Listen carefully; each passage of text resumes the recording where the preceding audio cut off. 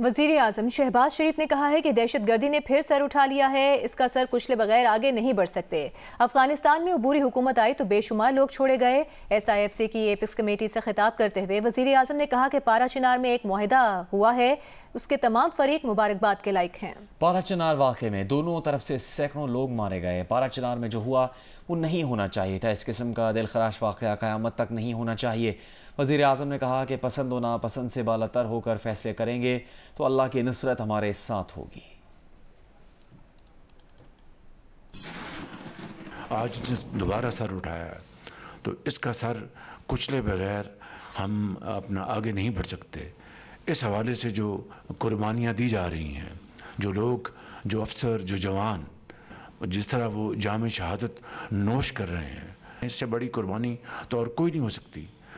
میں سب کو مبارکباد دینا چاہتا ہوں کہ پارا چنار میں اب کل ایگریمنٹ سائن ہوا ہے، تو درجہ بدرجہ جنہوں نے بھی اس میں کنٹریبیوشن کی ہے وہ سب مبارکباد کے لائق ہیں۔ لیکن میں سمجھتا ہوں کہ یہ ایک لیسن ہے، ہمیں اس قسم کا جو دل خراش واقعہ ہے دوبارہ قیامت تک واقعہ نہیں ہونا چاہیے، مگر یہ تب ہوگا کہ سب ہم مل کر ایک ہو کر اور اپنی ذاتی پسند ناپسند سے بالاتر ہو کر ہم اگر فیصلے کریں گے، اس کے اوپر عمل کریں گے تو انشاءاللہ اللہ تعالیٰ کی نصرت ہمارے شامنے حال ہوگی۔ سانحہ 9 مئی کے 19 مجرموں کی سزائیں معاف کر دی گئی ہیں۔ سزاؤں پر عمل درآمد کے دوران مجرموں نے رحم اور معافی کی 67 پٹیشنز دائر کی۔ 48 پٹیشنرز کو قانونی کارروائی کے لیے کورٹس آف اپیل میں نظر ثانی کے لیے بھیجا گیا ہے۔ 19 پٹیشنوں کو انسانی بنیادوں پر قانون کے مطابق منظور کر لیا گیا۔ مجرموں کو ضابطے کی کارروائی مکمل ہونے کے بعد رہا کیا جا رہا ہے۔ تفصیلات زرمین زہرا کی اس رپورٹ میں۔ سانحہ 9 مئی میں ملوث 19 مجرمان کی سزائیں معاف کر دی گئیں۔ آئی ایس پی آر کے مطابق سانحہ 9 مئی کی سزاؤں پر عمل درآمد کے دوران مجرموں نے قانونی حق استعمال کرتے ہوئے رحم اور معافی کی پٹیشنز دائر کی۔ 67 مجرموں نے پٹیشنز دائر کی۔ 48 پٹیشنز کو قانونی کارروائی کے لیے کورٹس آف اپیل میں نظر ثانی کے لیے بھیجا گیا۔ 19 مجرمان کی پٹیشنز کو انسانی بنیادوں پر قانون کے مطابق منظور کر لیا گیا۔ ضابطے کی کارروائی مکمل ہونے کے بعد مجرموں کو رہا کیا جا رہا ہے۔ آئی ایس پی آر کا کہنا ہے کہ دائر کی گئی دیگر رحم کی پٹیشنز پر عمل درآمد مقررہ مدت میں قانون کے مطابق کیا جائے گا۔ سزاؤں کی معافی منصفانہ قانونی عمل اور انصاف کی مضبوطی کا ثبوت ہے، جو نظام ہمدردی اور رحم کے اصولوں کو مد نظر رکھتے ہوئے انصاف کی فراہمی یقینی بناتا ہے۔ جن 19 مجرموں کی سزا معاف کی گئی ہے، انہیں 2 سال قید با مشقت کی سزا سنائی گئی تھی۔ اس سے قبل اپریل 2024 میں انسانی ہمدردی کی بنیاد پر 20 مجرمان کی رہائی کا حکم دیا گیا تھا۔ زرمین زہرا، جیو نیوز، اسلام آباد۔ اس وقت تازہ ترین خبر یہ ہے کہ حکومت اور پاکستان تحریک انصاف کے درمیان مذاکرات کا دوسرا دور ختم ہو چکا ہے۔ اس سے متعلق ہم تازہ ترین خبر حاصل کریں گے جیو نیوز کے نمائندے وقار ستی سے۔ وقار بتائے گا کیا مطالبات رکھے گئے ہیں پی ٹی آئی کی جانب سے، اور یہ زبانی طور پر رکھے گئے مطالبات؟ حکومت اور اپوزیشن کی مذاکراتی کمیٹیز مذاکراتی بیٹھک کا جو دوسرا دور ہے وہ ختم ہو گیا ہے، اور بتایا جا رہا ہے پاکستان تحریک انصاف نے 2 مطالبات سامنے رکھے ہیں، جس میں سے ایک یہ ہے کہ 26 نومبر اور 9 مئی کے واقعات کی جوڈیشل انکوائری کرائی جائے۔ اسپیکر آیا صادق بات چیت کر رہے ہیں۔ کے دوست بھی شامل ہوئے، اور 2 ہمارے اور ممبران جو کہ پچھلی دفعہ نہیں تشریف لا سکے تھے، محترم اعجاز الحق صاحب اور خالد مکسی صاحب، وہ بھی تشریف لے آئیں۔ اپوزیشن کے دوستوں کی کمیٹی پوری آج کمپلیٹ ہے، اور پچھلی دفعہ چیف منسٹر علی امین گنڈاپور صاحب، محترم leader of the opposition Omar Ayub صاحب اور سلمان اکرم راجہ صاحب تشریف نہیں لا سکے تھے، اور آج کی میٹنگ میں پوری ہماری دونوں سائڈ کی کمیٹیاں پوری ہیں۔ جہاں سے ہمارا پچھلی میٹنگ کا سلسلہ نئی میٹنگ کے لیے شروع ہوا تھا، اس میں یہی فیصلہ ہوا تھا کہ ہم یہاں پہ آ کے اور جو چارٹر آف ڈیمانڈز جو ہیں وہ اپوزیشن کی طرف سے پیش کی جائیں گی، اور حکومت اس کے اوپر اپنی جماعتوں کے ساتھ مشاورت کر کے اس کے اوپر پھر رسپانس کریں گے۔ مگر ہمارے اپوزیشن کے دوستوں نے یہ اظہار کیا کہ ابھی کچھ مشاورت کی، انہوں نے کچھ جو گفتگو کی اس میں کچھ جو ڈیمانڈز کا ذکر ضرور کیا، مگر ان کو ایک اور میٹنگ اپنے چیئرمین کے ساتھ کرنے کی ضرورت ہے تاکہ ایک حتمی لسٹ بنا کے اور جو ڈیمانڈز ہیں اس کو فائنل کر کے لے کے آئیں. تو وہ امید ہے کہ اگلے ہفتے تیسری میٹنگ انشاءاللہ یہ پھر سے ہم کریں گے. مگر جس طرح ہم نے پچھلی دفعہ کا فارمیٹ بنایا تھا ہم نے وہی فارمیٹ بنایا ہے. ایک جوائنٹ پریس ریلیز آئے گی جو عرفان صدیقی صاحب دونوں گورنمنٹ اور اپوزیشن کی طرف سے پڑھ کے سنائیں گے.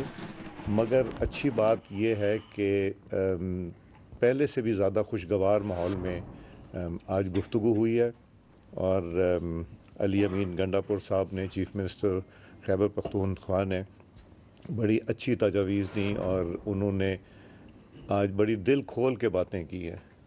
اور جو سب سے زیادہ اس کا خوبصورت نچوڑ نکلا وہ یہ نکلا کہ سب نے پاکستان کی بہتری کے لیے چاہے وہ معیشت ہو چاہے وہ دہشت گردی ہو یا کوئی اور ایشو ہو اس پہ بیٹھ کے بات کرنے کا یہ فیصلہ کیا ہے کہ ہم اس کو کنٹینیو کریں گے اور پاکستان کے مفاد کو اہم رکھیں گے.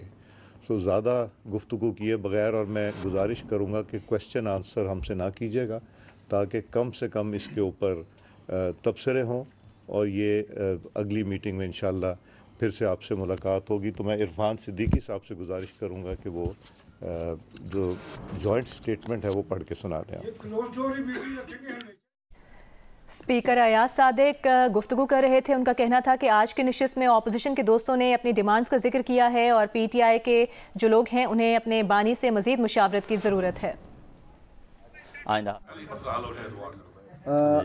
اسلام آباد میں آج پارلیمنٹ ہاؤس کے کانسٹیٹیوشن روم میں سرکاری اتحاد اور پی ٹی آئی کی مذاکراتی ٹیموں کے درمیان دوسرا اجلاس منعقد ہوا جس میں درجہ ذیل ارکان نے شرکت کی. آگے ہم نے فہرست دے دی ہے. اس میں پی ٹی آئی کے بھی ارکان ہیں معزز اور ہماری جو حکومتی ٹیم ہے اس کے نام ہیں. ان کو میں سکپ کر کے اس کے جو اگلا حصہ ہے سبسٹینشل پارٹ اس پہ جا رہے ہیں. پی ٹی آئی کمیٹی کے سربراہ عمر ایوب خان صاحب اور دیگر اراکین نے تفصیل سے اپنا نقطہ نظر پیش کیا. انہوں نے پی ٹی آئی کے بانی چیئرمین عمران خان صاحب سمیت پارٹی کے لیڈرز اور کارکنوں کی رہائی کا مطالبہ کیا. انہوں نے یہ بھی کہا کہ حکومت کو ضمانتوں کے حصول میں حائل نہیں ہونا چاہیے. انہوں نے 9 مئی اور 26 نومبر کے واقعات پر جوڈیشل کمیشن بنانے کا مطالبہ کیا تاکہ حقائق پوری طرح سامنے آ سکیں.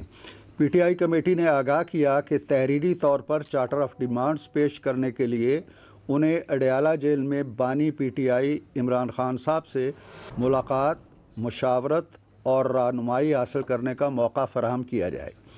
انہوں نے کہا کہ عمران خان صاحب نے یہ مذاکراتی عمل شروع کرنے کی اجازت دی ہے، لہٰذا اسے مثبت طریقے سے جاری رکھنے کے لیے ان کی ہدایات بہت ضروری ہیں.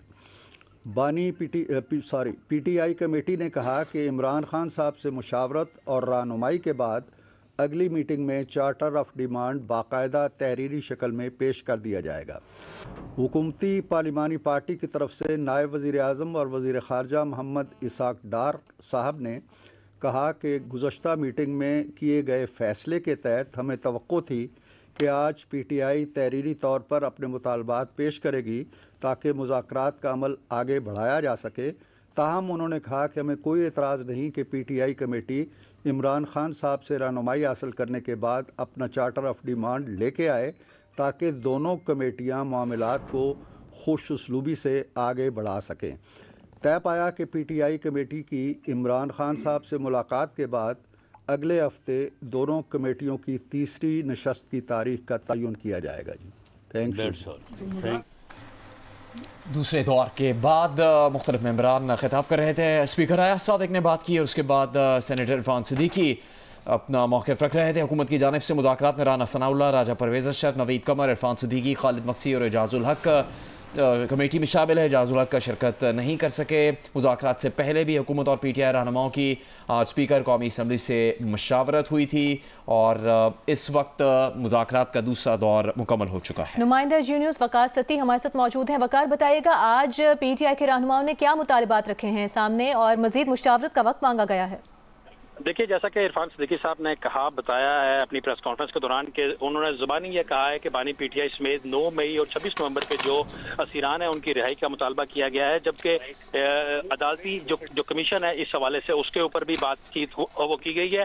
جب کمیٹی نے ان سے کہا کہ چارٹر آف ڈیمانڈ جو آپ کا ہے وہ تحریری طور پر دیں، تو اس کے اوپر پی ٹی آئی کے نمائندوں کی طرف سے یہ کہا گیا کہ ہم نے اپنے بانی پی ٹی آئی جو ہے ان سے دوبارہ مشاورت کرنی ہے، اور بھی ہماری بہت ساری وہ معاملات ہیں، جو باتیں ہیں، جو مطالبات ہیں، وہ بھی ہم نے کرنی ہے۔ تو تحریری مطالبات کے لیے ہمیں ایک اور وہ ملاقات وہ درکار ہے۔ تو اس کے بعد وہ کمیٹی نے جو ایک اور میٹنگ رکھی ہے وہ اگلے ہفتے ہوگی، اس سے پہلے بانی پی ٹی آئی سے یہ جو کمیٹی ہے وہ ملاقات کرے گی ایک اور اس کے بعد کوئی پیش رفت اس کمیٹی سے ہو سکتی ہے۔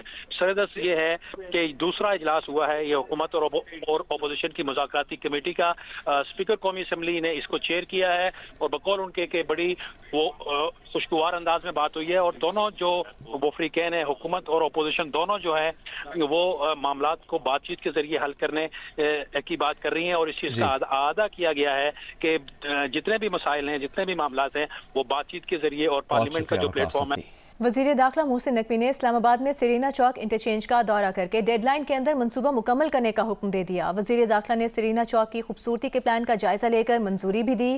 وزیر داخلہ محسن نقوی نے بتایا کہ انڈر پاس اگلے 5 روز میں مکمل ہو جائے گا، لیکن اسے نالے کا کام مکمل ہونے کے بعد ٹریفک کے لیے کھولا جائے گا۔ ان کا کہنا تھا کہ سرینا چوک انٹرچینج منصوبے کی بروقت تکمیل کے لیے تمام ضروری وسائل بروکار لائے جائیں۔ محسن نقوی کی درختوں کو ہر ممکن بچانے اور ان کی حفاظت کو یقینی بنانے کی بھی ہدایت۔